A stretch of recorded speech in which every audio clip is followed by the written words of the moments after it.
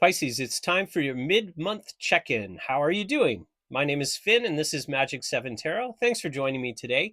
When we last left you, Pisces, you were full of some inspirational ideas, and things were kind of looking your way, except for there were a few pitfalls along the way. So I'm wondering how things are. How are you hanging in? I've done a 3-card spread for you. I've got Brotherhood of Light card, a Wild Unknown archetype card, and a Sacred Destiny oracle card, just to give you a boost mid-month and add a little bit of direction to your situation.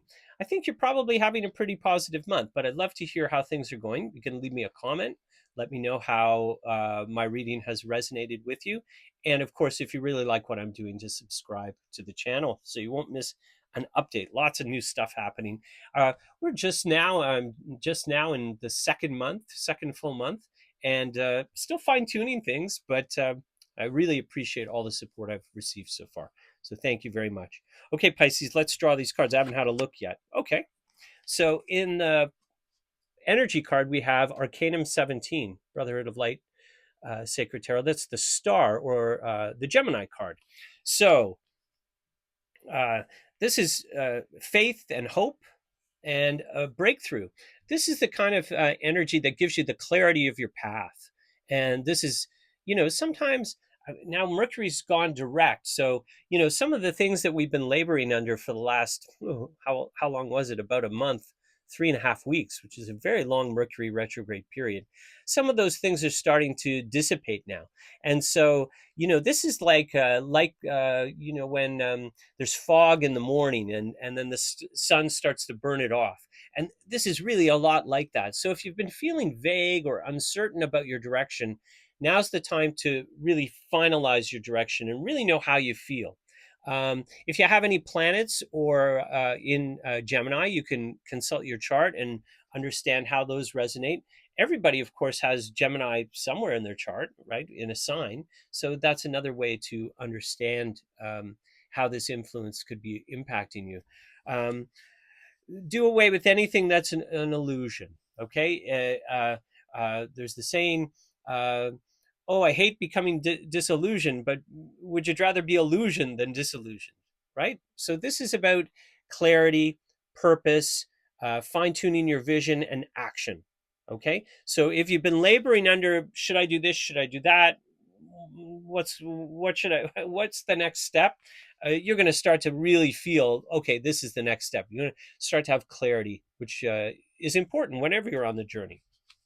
The last reading that we did, and if you didn't have a chance to check that, go back into the archives. Now I made a playlist for each sign. It's easy. You can check into what I've been talking about, and I think this is probably the 4th Pisces reading that we've done. So there's a little bit of an archive, a little bit of a story arc about you, and uh, uh, to see how things have progressed. But in any case, there were some clouds hanging over your situation, some pitfalls, things that you'd have to watch out for. I feel like this is all moving out of the way, and it's clear sailing, heading forward. Okay.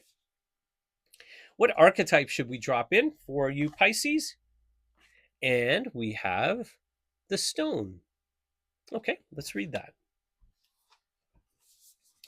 I have a lot of rocks sitting here on my desk. Probably a couple of others. There's one back here, and I'm a rock collector. I pick up rocks wherever I go somewhere and I have a peak experience, which fortunately in my life, that's been many places. So there are rocks everywhere in my house, and a lot of them represent really important experiences or places. The stone. As an archetypal object, the stone holds psychic and literal weight. Its energy is one of permanence, concreteness, and reliability. The stone's ability to transform is nearly imperceptible to us, as it changes ever so slowly over countless human lifespans. A single stone may see thousands of generations come and go. Therefore, it contains an ancient and eternal presence. The stone is best used to anchor our wild side. So no matter how far we roam, we can always find our way back. The stone tethers us to earth, helping to ground us and connect us to the stillness, quiet, and peace. When this card appears, it's likely the stone is a remedy for what ails us. Humble and easily unnoticed, the power of the stone balances the frenzy of our world. Steadfast, loyal, committed, and present.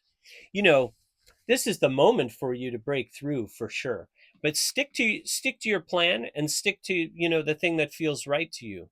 Um, this is very positive energy for you, Pisces. So I want you to strike while the iron is hot and take it forward. Okay. Um, trying to get an image here. I see these grassy fields. So, like part of spring is that moment where everything starts to turn green. I know people who lived in the mountains of Western North Carolina, and there's an event there called the Greening of the Mountain. And it's like all of the trees suddenly blossom and the mountain turns green from being brown, and that's a great moment. And so this sort of feels like that for you, Pisces, right? You've had some ups and downs and uncertainty about direction. Now there's clarity of direction, and you're touching your ground. Okay, so stick to your plan, stick to the thing that really resonates for you, and your mountain's going to turn green. I don't know how else to say it. It feels that to me. That was the image that came to me. This kind of, it's like in my backyard I have a forsythia plant, and I bring it in, and it put it in some water. I make a clipping and bring it in, and these little yellow flowers pop out. But when it blooms in real life, it's suddenly, now we're into full spring. They say that's the indicator of when it's time to plant around where I live. Um, and uh, all at once. That's what it feels like to me. It blossoms all at once. Okay? Stay centered. Right? Don't be distracted by anything on the periphery. Go deep and find your center and keep moving from that place with hope and faith and trust and loyalty and fidelity. Okay? All of those high ideals. The higher your ideal, the higher the outcome. Okay. Sacred Destiny Oracle card, Embracing. This is a bit of inspiration for you. I love that. I love all of these cards. Part of the thing that catches me is the art on all of them. Have you ever thought to do your own tarot cards? I have, and I never, they're never as nice as the ones other people do. So that's why I don't use them. But that doesn't get me.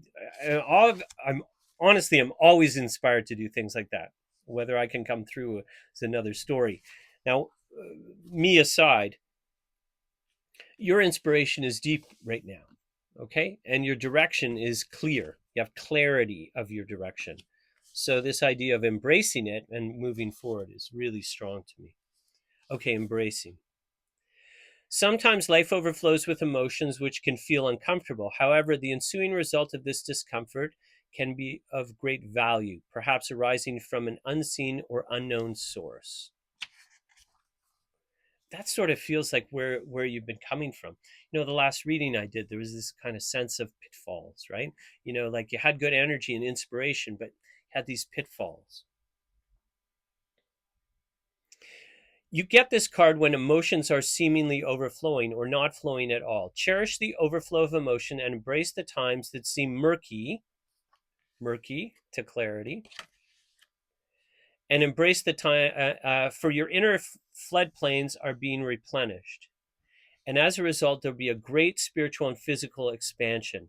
Embrace all your emotions. When you do so, greater prosperity and fertility will flow. Fertility, right? The greening of the mountain, there it is, will flow into your life.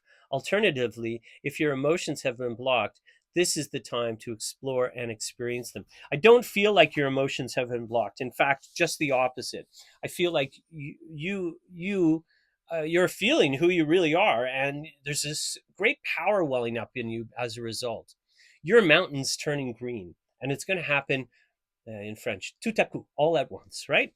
And so have faith. Pisces. Don't give up any hope. And if you're feeling a bit shaken with hope, touch the earth, whatever that means.